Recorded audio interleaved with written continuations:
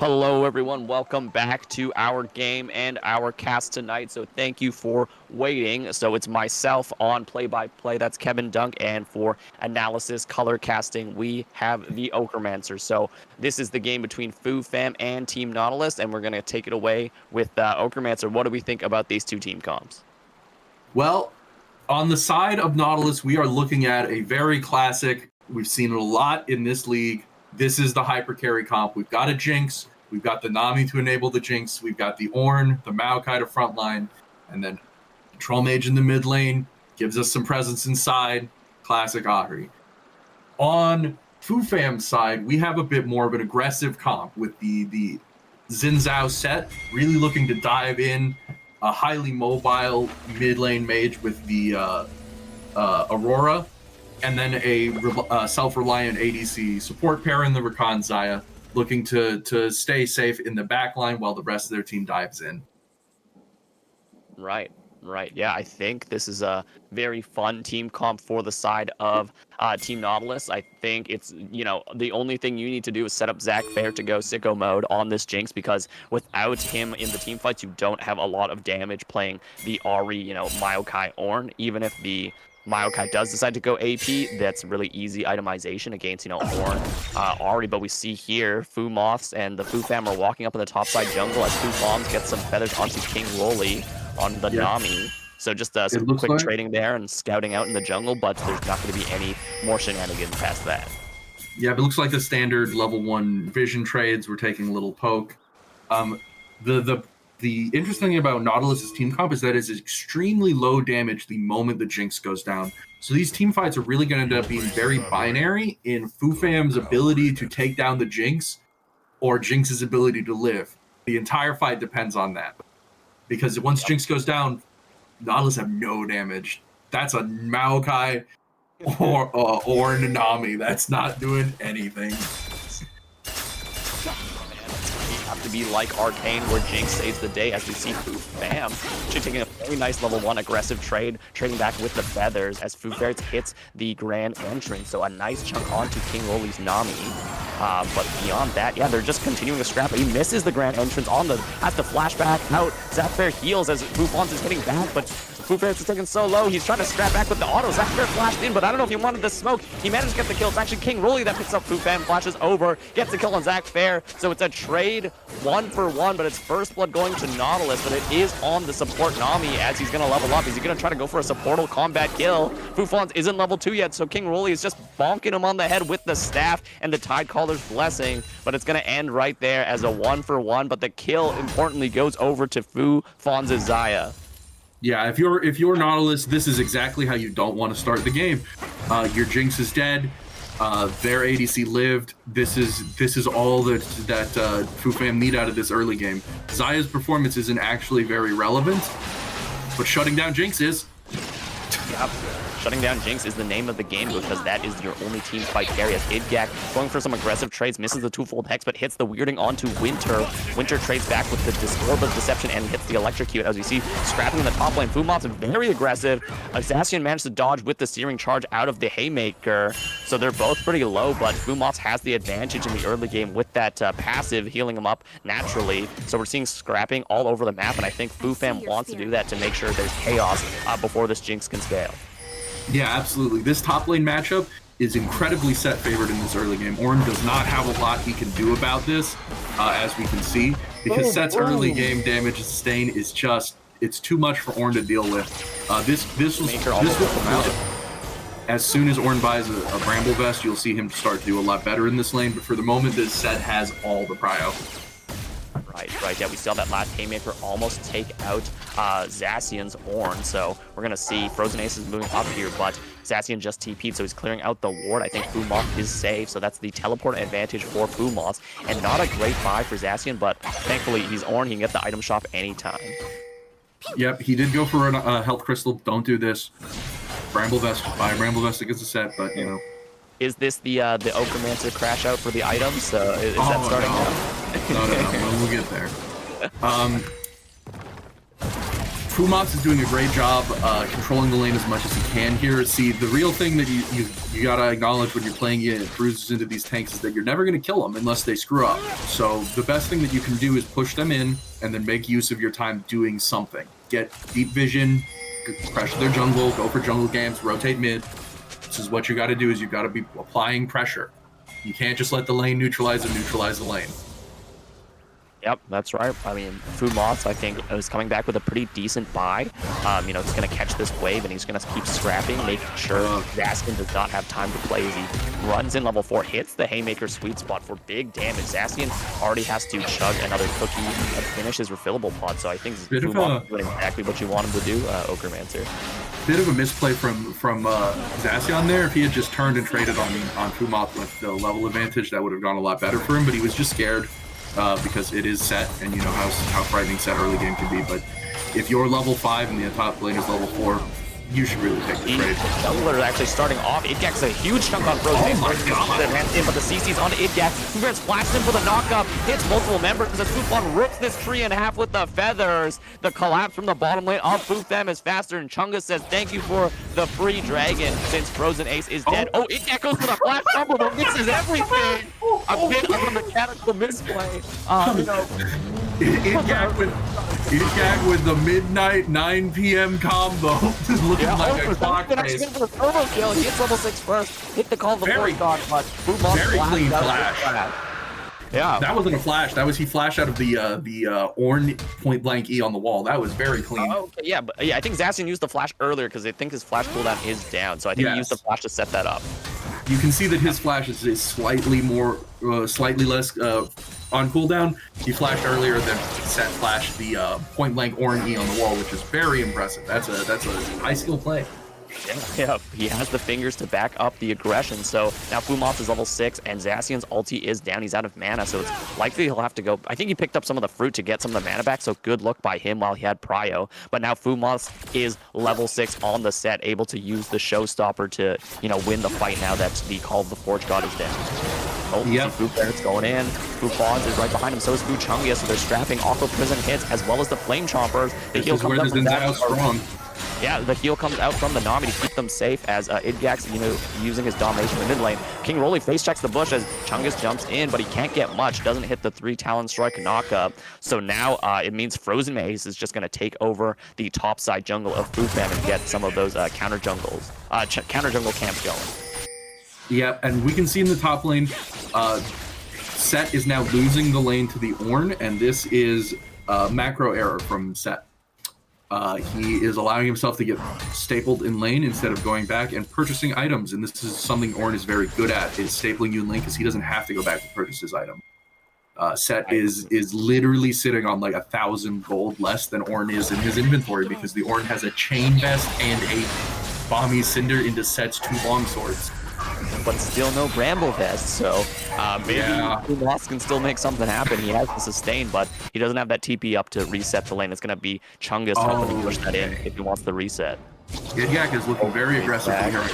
Yeah, he gets the Between Worlds, hits both the 2 full pets and the weirding. Huge chunk with Fu Chungus comes lightning over the wall. Chungus supports his boy as Ferrets helps get the kill as well. Now they're chasing down Frozen Ace. They have so much damage. Wind Become Lightning hits again, and this Maokai does not have the flash from the previous fight, so that's 2 kills after the whole team of Fu Bears invade the jungle. A nice look from Idgak and Chungus, and now he's looking for more. Zacian has to Zeering charge out. He dodges the knockup from Ferret, so a nice movement from him. Idgak gets a little more chunk, but yeah, it's still a completely positive play as they get everything from that invade. Great fight from Fufam. Very clean dodge at the end there from the Ornn, but a great play from Fumox during that fight to take the engage on the Ornn, distract him from healing for the Maokai. Very clean, considered play there instead of piling on the Maokai. Exactly. He knew what he had to do was keep the Ornn out of this fight, and now Zacian's going to use Call of the Forge God to clear out this wave. I think, he misses actually, so that might actually come up to punish him as Fumoth is running towards him. He's sprinting away from his tower Between Worlds to get Idgak closer. Is he going to hit the weirding and the 2 full hex? Gets the slow, gets the electrocute damage. Can Fumoth catch up for the facebreaker? Misses it barely by a pixel, so Zacian limps out of there barely. It means that Chungus picks up the grubs uncontested, and the topside control swings into the favor of Fufam. Oh, Zacian Sweaty Fingers his ult, and then Fu Mots is just a little too impatient if he was waiting for the Q cooldown, get that speed up, but got on it just a little too early. Yeah, Fawns and Bears were very aggressive. Actually, got King Rolly's ultimate, the tidal wave gone. You know, Might be looking for a that, dive. yeah, that fake engagement. Now Fu Fawns spots the Maokai in the river. I don't know if they're gonna fight over this, but Chungus is in position to back his boys up. Not sure. I think he's just going to farm, and they're going to go back to farming camp. Good job on Frozen Ace counter jungling while the Xin Zhao was on top side, though. Fumoth still has not backed and purchased items. It is now 10 minutes into the game. He needs to buy. He is sitting on 1,500 gold minimum, and that is so much to not. Because he's going to get solo kill. He used the showstopper, but I don't think he has enough healing. He hits the sweet spot of the Haymaker, but he still dies for it. He had items. He wins that fight. Yeah, he lost by 300 HP. He wins that.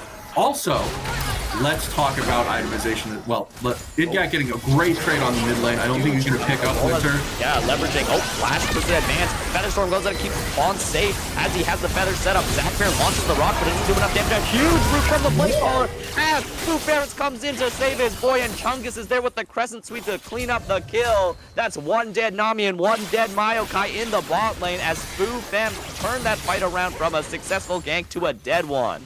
Incredible E there from the Xayah player to hit through two different people on different angles with the feathers. Very, very clean. You know, consider the angles. That's what you want to see out of your Xayah players. Let's talk about itemization in set. Do not buy Stridebreaker into Ornn. I will lose my mind. You need a lifesteal item. You need a lifesteal item. You don't have to go Bork, but you can buy Rav Hydra on set. And that would serve you so much better than a Stridebreaker into Ornn.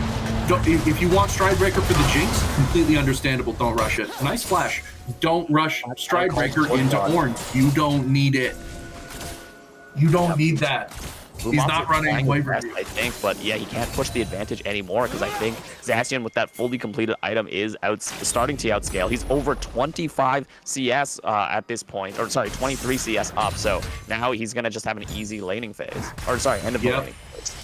Yep, Zacian has too much armor for Set to fight him. Set doesn't have any items to deal with this. No sustain, no armor pen.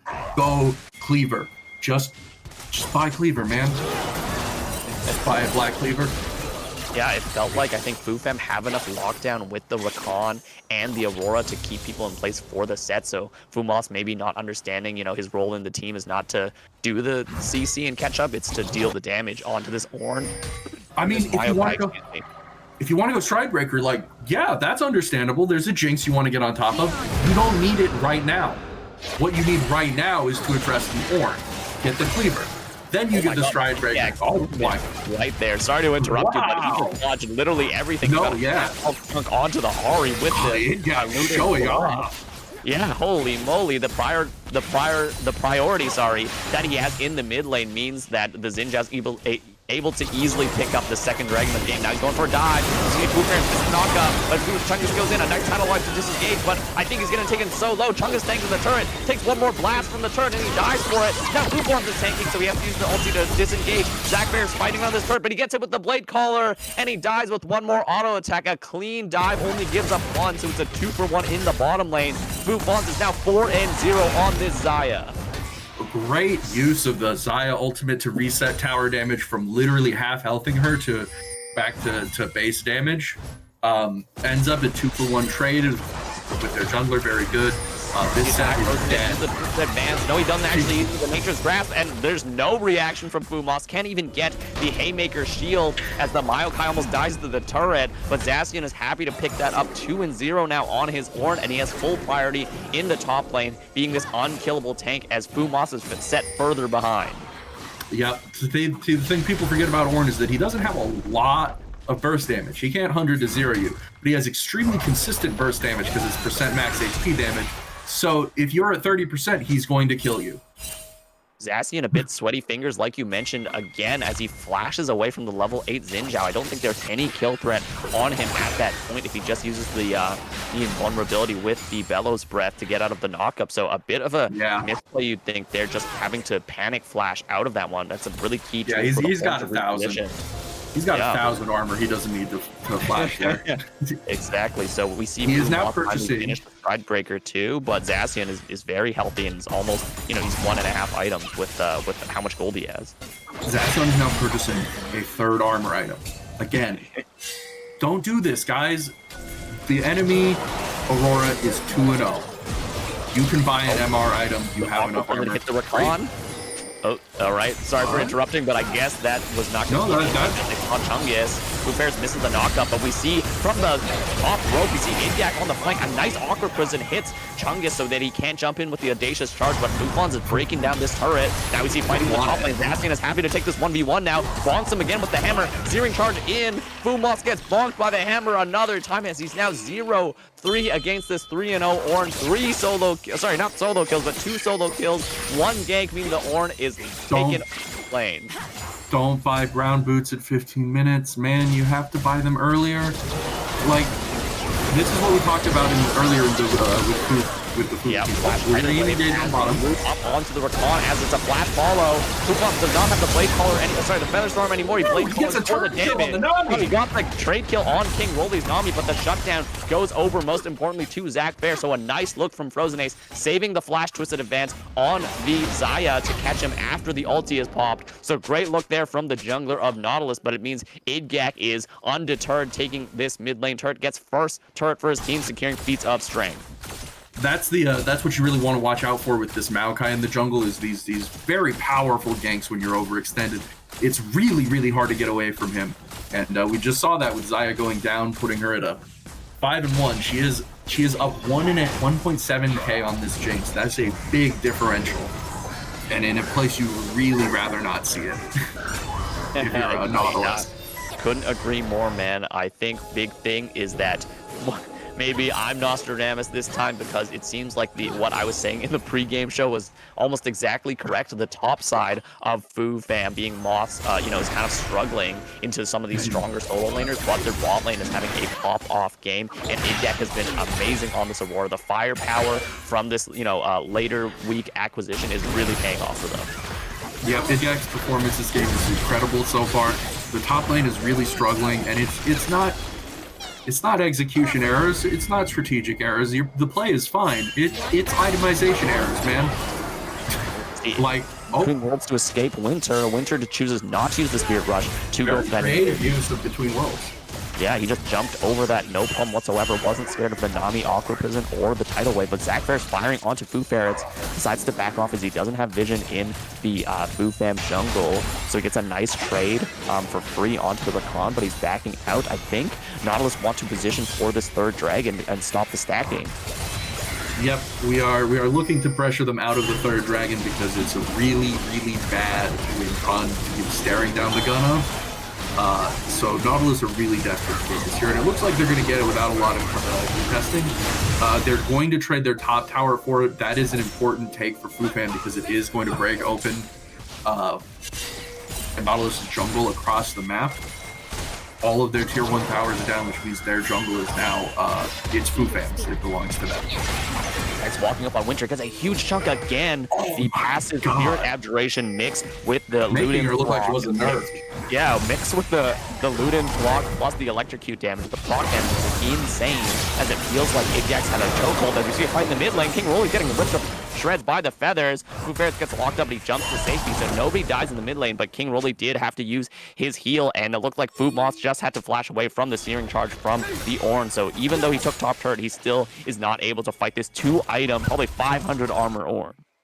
Yeah, exactly. See, if you had Black Cleaver, these fights would be a lot more easy. If he had Black Cleaver, if only. So, take us through the itemization. What about everyone else? How's everyone else's items doing as we see Aurora pick up the Storm Surge? Xin Zhao is doing the most generic Xin Zhao build. You see this on Xin Zhao, Jarvan, Lee Sin, you Sundered Sky. This makes sense. Fine. Aurora, this is the pure burst build. We've seen how effective this can be in just one-shotting people, but it is going to fall off the later we get into the game. It's not going to be as effective into the Ornn, Maokai, beef stackers, but it is totally fine. This is generic Xayah build. ADC builds are very generic. You do the same thing every time. Rakan is actually This is, I would like to point this out. Redemption is broken. You should purchase it first on every support in the game. Rakan is on the money here. Buy that item. People don't read what it does. It's a 10% max HP heal on the active. That is an insane amount of value for your team. That is going to be way more than what any other stat item is going to provide. Buy Redemption. Yep. I think it got nerfed in the last patch, but it's still a very powerful support item. As you see, Frozen Ace twisted advance into the Rakan. Chungus is there to back him up, though. What are we even fighting over? Slippery on the Rakan, he just walks away. I don't know what Frozen Ace wants. Maybe control over the river for the scuttle. So you see Igap walking up very far, uses the weirding to get out of range. Winter hits the taunt onto the Rakan. Rakan's taking so low as he's ripped apart. As we see now, the Aurora gets killed. As he got hit with the root, and we see the Zaya being very unsafe here. He managed to hit the root, but he still dies without using the ability. The clean. As the Jinx took over the fight, Zach Fair was free firing as Winter and Frozen Ace set him up for the team fight. It's a 4-for-0 for the side of Nautilus. They're going to jump straight to this Otacon. Likely no ability from Foo fans to contest this. Yep, and this is what we were talking about pregame is that Foo fam is showing their inexperience here. There's nothing to fight for there. That fight was over nothing. We're taking a 5v5 where we lose 4 people over a scuttlecraft? This is the solo queue behavior where you see the fight and you take a fight. Behind them, so it looks like the Xin Zhao is trying to fight. Crescent Guard goes up for a little bit, but Igyak is here, hits the between worlds, and this is the weirding onto Winter, but Winter's taking so low. Chungus died through the orb, but we see the kill. A done on the TP with the 7 spear to flank as Igyak's taking over this fight. Igyak firing on everyone, but he's cornered by Groupons. Ufran just managed to find this player and nowhere. He not have the damage. Take this Otacon. It's Intercon V2, baby, as Foo Fam do the exact same thing that they just got dealt as they get a 4-for-0 and they're the ones that get the Otacon in the face of Nautilus. Okay, so Nautilus did the exact same thing but worse because now this time there was something that we're fighting over. So that one, do not get distracted. Burn down the Otacon, ignore the one guy who's teleporting behind you. That Otacon, that entire fight was at 3k HP. If they had just ignored the one teleport in and just burned the Otacon down and left, would have been fine.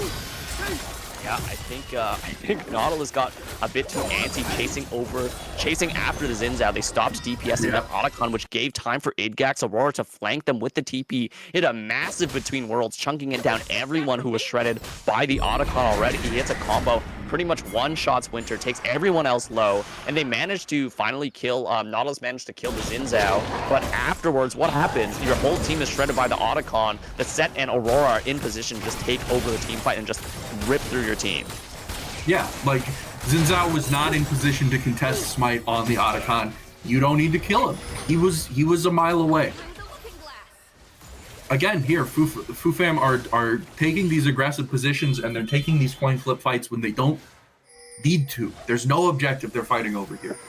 Both the mid lane, the enemy mid lane tower is down. Their mid lane tower is down. Actually goes for the twisted advance, but his team's not there. He just gets one shot by the Aurora, Xin Zhao, and the Rakan. Rakan flashes in with the quickness. Gets the Charmer to King Rolly's Nami. Dies instantly as Foo Fonz's feathers just cut him like butter. So it's now the Ornn solo pushing the top lane. Foo Fam's going to secure this third dragon, being the Hextech dragon, making this sole point, as it was a great kind of look for them to know how to turn. But what was that, Frozen Ace? He just went way too aggressive over nothing.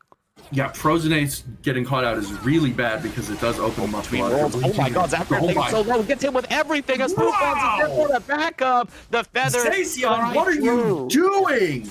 Idgak just blew them up with his full combo, and Winter and Zafir were not aware of that as he stealthed in and hit everything.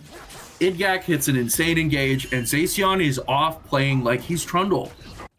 You can't do this. You can't be splitting on Ornn, man. He's the most powerful member on the team, and he's playing like he's a split pusher, You're so maybe Ornn! he's going to take the buff Jax. You're Ornn! Team fight! That's why you pick it. Yeah, Ochremancer's having a bit of an aneurysm, but yeah, once you kind of collected yourself, why don't you talk about how Nautilus maybe can get out of this hole they dug themselves? They have a real, like, the Jinx is behind, but she's not significantly behind. It's more that Zaya is extremely ahead. So the Jinx is actually doing okay on item timings. She's hitting 2 items. She's about to hit her third at probably a 27-minute timer. And when she hits her third item, her Infinity Edge, that's when you have to look to take the fight, and you have to do it as 5 people. Ornn needs to show. Ornn is all of this team's power, and he needs to show to these fights. He needs to be in these 5v5s. Yeah, I think that you're 100% on the money. Without this Ornn, your team deficit in gold is probably closer to like 8k without this Ornn. So it's a huge deficit you're fighting against because both your carries are down in gold, and that's your main point of ability to fight. As King Rolly walks too far up, clearing vision, Frozen Ace uses the Nature's Grasp to disengage. It hits one, so that's 2 ultimates burned by the Team Nautilus just to get their support and jungler away, as it's right before this Baron spawn. Yep, again, the inexperience is showing. It's just, we're not positioning on the map quite correctly. With the Ornn now, he's managed to get the Call of the Forge God, but can he reactivate? He gets a stun onto 2. Fumoth is creating so much havoc in the front line, as it's actually the Zion who gets taken down early. Sorry, he's taking down everyone else. It's the Rakan who dies. Huge between worlds, hits everyone. So much damage. It blows up the entire Fufam. It's a clean 5-0 for Fufam off the back of Idgak's damage. It's not yeah. Oh, sorry. It's not clean. They did lose the Rakan, but a great fight from Fufam. Again, Nautilus not taking a fight as 5. Jinx is late to that fight. She doesn't get the time to auto while Ornn is getting burned down. And we see, wow, Fufam are going to go straight for the end. Yeah, they're just going to go straight for the Nexus, as it's domination in the late game team fights from Fufam. So that's going to be the last game of the 5-week regular season, as Fufam have a kind of convincing victory against Team Nautilus going into the last week, which will be, our next week, which will be playoffs. So shout outs to both teams. And yeah, why don't we swing straight into our post game with the Ochremancer, and we're going to get Kazi on here as well. Yep. Fufam really